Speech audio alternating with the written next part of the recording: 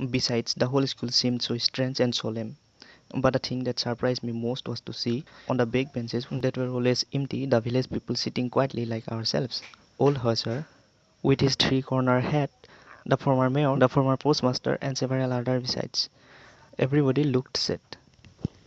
তাৰ উপৰিও আজি যেন স্কুলখন বহুত বেলেগ আৰু বেছ গম্ভীৰ যেন দেখা গৈছিল। কিন্তু তাতকৈ বেছি বিস্মিত হৈছিলোঁ সেইটো দেখি ক্লাছৰুমৰ পিছফালে সদায় খালী হৈ থকা বেঞ্চবোৰ আজি গাঁৱৰ মানুহবোৰে ভৰি আছিল, যিটো মই আজিলৈকে কেতিয়াও দেখা নাছিলোঁ। এজন বৃদ্ধ খেতিয়ক যি তিনিকুণীয়া টুপি পিন্ধি আছিল, নগৰ সমিতিৰ এজন মেয়ৰ, ডাকঘৰৰ পোষ্টমাষ্টাৰ আৰু কেইজনমান বহি আছিল, যি দেখাত বহুত দুখী যেন অনুভৱ হৈছিল। And the hosier that brought an old primer thumb at the edge, and he held it open on his knees with his great spectacles lying across the pages. আৰু খেতিয়কজনে এখন কিতাপ আনিছিল যিখন অতি পুৰণি আৰু কাষবোৰ ভাঁজ পৰি গৈছিল। তেওঁ নিজৰ আঁঠুৰ ওপৰত থৈ ভাঁজবোৰ মেলি ধৰি আছিল আৰু তেওঁৰ ডাঙৰ চশমাযোৰ পেজবোৰৰ মাজত পৰি আছিল। While I was wondering about it all, MML mounted his chair and in the same grave and gentle tone which he had used to me, said, "My children, this is the last lesson I shall give you. The order has come from Berlin to teach only German in the schools of Elsack and Lorraine. The new master comes tomorrow. This is your last French lesson. I want you to be very attentive." মই সেইবোৰ চাই থাকোঁতেই MMLে চকীৰ ওপৰত উঠি নম্ৰ আৰু গভীৰভাৱে ক'বলৈ আৰম্ভ কৰিলে। মোৰ ল'ৰা ছোৱালীসকল, আজিৰ এই ক্লাছটো মোৰ দ্বাৰা পঢ়োৱা শেষৰটো ক্লাছ। কাৰণ বাৰ্লিনৰ পৰা অৰ্ডাৰ আহিছে যে এলছেক আৰু লৰেইনৰ স্কুলবোৰত কেৱল জাৰ্মান ভাষা শিকাব লাগিব। কালিলৈ তোমালোকৰ নতুন টিচাৰ আহিব।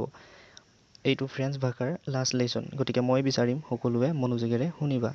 What a thunder clap these words were to me. কথাবোৰে মোৰ ওপৰত বজ্ৰপাত পেলোৱাৰ দৰে লাগিল। Oh' the wretches, that was what they had put up at the town hall. মই জানিব পাৰিলোঁ যে টাউন হলৰ কাষত থকা মানুহবোৰে এই নিউজটোকে চাই আছিল। My last lesson, why I hardly knew how to write, I should never learn any more. I must stop there then. Oh, how sorry I was for not learning my lessons, for seeking bird-chicks, or going sliding on the Saar. My books, that had seemed such a nuisance a while ago, so heavy to carry, and my history of the saints, were old friends now that I could not give up, and MML too. The idea that he was going away, that I should never see him again, made me forget all about his ruler and how cranky he was. মোৰ last French class, কিন্তু কিয় মই ভালদৰে লিখিবও জনা নাই। মই কেতিয়াও আৰু শিকিব নোৱাৰিম। মই ইয়াতে ৰৈ যাব লাগিব। মোৰ কিমান বেয়া লাগিছে এইটো ভাবি যেতিয়া চৰাইৰ কণী বিচাৰিবলৈ স্কুল অহা নাছিলোঁ, স্কুল নগৈ য'ত ত'ত চুচৰি বাগৰি ফুৰিছিলোঁ। মোৰ কিতাপবোৰ যিবোৰ অলপ সময় আগলৈকে অপদাৰ্থৰ দৰে লাগিছিল, যাক পিঠিত লৈ আনিবলৈ বোজা যেন লাগিছিল, গ্ৰামাৰ, মহান ব্যক্তিসকলৰ সেই জীৱনী, এতিয়া সেইবোৰেই মোৰ বন্ধু যেন লাগিছে, যাক মই এইটো ভাবি এৰিব নোৱাৰোঁ যে মোৰ পৰা আঁতৰি যাব। সেইবোৰ ভাবে MML আৰু তেওঁৰ প্ৰতি থকা ভয় তেওঁক যে আৰু দেখা নাপাম সকলো পাহৰাই দিছিল। Poor man. It was in honor of this last lesson that he had put on his fine Sunday clothes, and now I understood why the old men of the village were sitting there in the back of the room. It was because they were sorry too, that they had not gone to school more. It was their way to thanking our master for his 40 years of faithful service and of showing their respect for the country that was theirs no more. ব্যাথিত আমাৰ শিক্ষকজন। সেইবাবে আজি MMLে বন্ধ বাৰত পিন্ধা dress পিন্ধি আহিছে আৰু গাঁৱৰ মানুহবোৰ পিছফালে বহি আছে, কাৰণ তেওঁলোকৰ বহুত দুখ লাগি আছিল যে কিয় তেওঁলোকে স্কুললৈ নাহিলে, কিয় ফ্ৰেঞ্চ ভাষা নিশিকিলে। যিজন টিচাৰ MML, তেওঁৰ 40 ইয়াৰ্ছ হ'ল এই স্কুলত পঢ়াই থকা। MMLক ধন্যবাদ জনাবলৈ সকলো গাঁৱৰ লোক একলগ হৈছিল আৰু লগতে নিজৰ দেশৰ প্ৰতিও সন্মান জনোৱা সূচাইছিল, যি বৰ্তমান তেওঁলোকৰ হৈ থকা নাই। While I was thinking of all this, I heard my name call. It was my turn to recite. What would I not have given to be able to say that dreadful rule for the participle all through, very loud and clear, and without one mistake.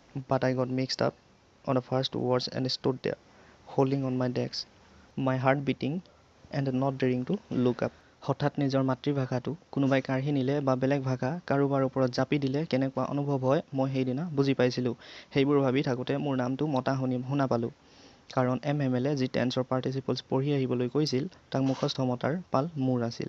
মই যদি স্পষ্টকৈ কোনো ভুল নোহোৱাকৈ MMLক পাৰ্টিচিপলছৰ নিয়মকেইটা শুনাব পাৰিলোহেঁতেন, তাৰ বিনিময়ত মই যিয়ে যিটোকে বিচাৰে সেইটোকে দি দিলোহেঁতেন। কিন্তু মই ক'ব নোৱাৰি প্ৰথম ৱৰ্ডতে ৰৈ গ'লোঁ। ডেস্কখনত জোৰকৈ খামুচি ধৰিলোঁ। ভয়তে কলিজাৰ কঁপনি বা হাৰ্টবিট বাঢ়িবলৈ ধৰিলে। তলমূৰ কৰিলোঁ আৰু ওপৰলৈ মূৰ তুলিবলৈ অলপো সাহস গোটাব পৰা নাছিলোঁ। I heard MML say to me, I won't scold you, little Franz. You must feel bad enough. See how it is. Every day we have said to ourselves, Wah, I have plenty of time. I will learn it tomorrow. And now you see where we have come out. Ah, that's the great trouble with LSEC. She put off learning till tomorrow. তেতিয়া মই শুনা পালোঁ MML মোক কিবা কৈ আছে। মই তোমাক গালি নাপাৰোঁ ফ্ৰান্স। তোমাৰ বহুত বেয়া লাগিছে নহয়। আচলতে কি জানানে, আমি সদায় নিজকে কওঁ যে বহুত সময় আছে, কালিলৈ নহ'লে তাৰ পিছদিনা শিকি ল'ম বা মনত ৰাখি ল'ম। কিন্তু এতিয়া দেখিছানে আমি ক'ৰ পৰা ক'লৈ আহি গ'লোঁ। এলছেকৰ এইটোৱে ডাঙৰ সমস্যা যে আজিৰ কাম কালিলৈ বুলি থৈ দিয়ে। Now those fellows out there will have the right to say to you, how is it you pretend to be Frenchman and yet you can neither speak nor write your own language, but you are not the worst. Poor little France, we have all a great deal to reproach ourselves with. আৰু যেতিয়া তুমি বাহিৰৰ কোনো মানুহক লগ পাবা, কথা পাতিবা, তোমাক যদি সোধে তুমি ফ্ৰেন্সৰ নিবাসী হৈ ফ্ৰেন্স কিমান ভালকৈ জানা, তেতিয়া তোমাক কি ক'ব যে তুমি নিজকে ফ্ৰেন্সিছ বুলি কোৱা, কিন্তু নিজৰ মাতৃভাষাটোকে ভালকৈ পঢ়িব আৰু লিখিব নাজানা। কিন্তু এইবোৰৰ বাবে কেৱল তুমি দোষী নহয় যে তুমি তোমাৰ নিজৰ ভাষাটো ক'ব নোৱাৰা। তাৰ বাবে বহু ক্ষেত্ৰত আমি সকলো দায়ী। Your parents were not anxious enough to have you learn. They prefer to put you to work on a farm or at the mills so as to have a little more money. And I have been to blame also. Have I not often sent you to water my flowers instead of learning your lesson? And when I wanted to go fishing, did I not just give you a holiday? তোমাৰ পিতৃ মাতৃ তোমাৰ পঢ়াক লৈ ইমান চিন্তিত নাছিল। তেওঁলোকে কোনোবা ফাৰ্ম বা মিলত কাম কৰি দুপইচা উপাৰ্জন কৰিবলৈ পঠিয়াই দিয়ে। সেইদৰে ময়ো সমানেই দোষী। মই তোমালোকক পঢ়া এৰি ফুলনিত পানী দিবলৈ পঠিওৱা নাছিলোঁ। মোৰ যেতিয়া মাছ ধৰিবলৈ মন গৈছিল তেতিয়া তোমালোকক স্কুল ছুটি দিয়া নাছিলোঁ। Then, from one thing to another, MML went on to talk of the French language, saying that it was the most beautiful language in the world, the clearest, the most logical, that we must guard it among us and never forget it. Because when a people are enslaved, as long as they had fast to their language, it is as if they had the key to their prison. তেনেকৈ MML ইটোৰ পিছত সিটো কৈ থাকিল। French ভাষাৰ কথা ক'লে যে ই পৃথিৱীৰ আটাইতকৈ ধুনীয়া ভাষা, স্পষ্ট আৰু লজিকেল। সেয়ে আমি ভাষাটো আমাৰ মাজত ৰক্ষা কৰিব লাগিব, কেতিয়াও ইয়াক পাহৰিব নালাগিব। কাৰণ যেতিয়া কোনো মানুহ কাৰোবাৰ দাস হয়, যেতিয়ালৈকে তেওঁলোকে নিজৰ মাতৃভাষাটো একেবাৰে এৰি নিদিয়ে, তেতিয়ালৈকে সম্পূৰ্ণ অধীন হৈ নাযায়।